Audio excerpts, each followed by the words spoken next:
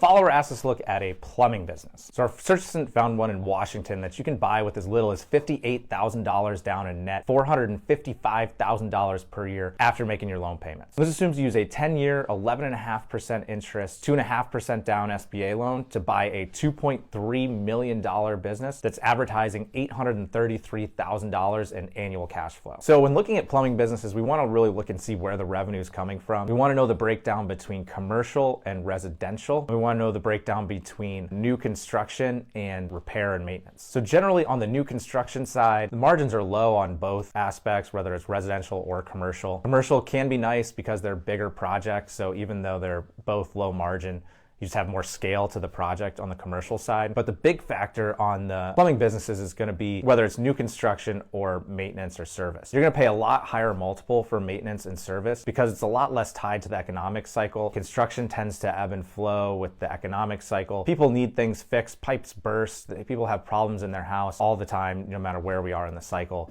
It's much more steady. You're going to get a better margin on it. You're typically charging a higher fee to come in for that than to do the new construction. It's a little more complex. It's easier to put pipe in a completely open, only framed in structure versus something that has drywall or walls around it. It adds some complexity, but it can be a better business. So this particular business does both commercial and residential. They don't say in the listing, but I think they lean more commercial. And they say they already have jobs booked through 2024, which also makes me think it's more commercial than residential. Those tend to be booked out further in advance. Now, you will need a plumbing license to run this business.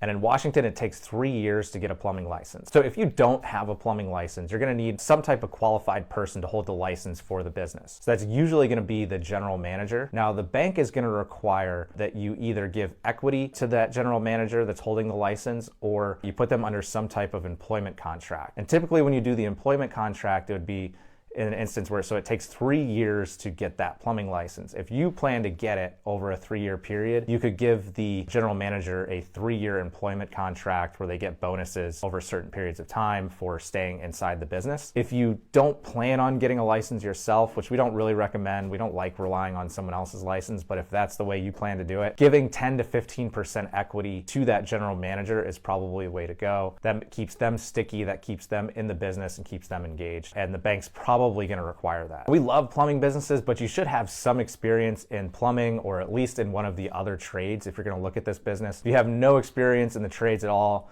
it's probably not the right business for you. You might want to try to find something that fits your skill set a little better. So reach out if you want to buy our business together, or check out our search assistant to find more like this one.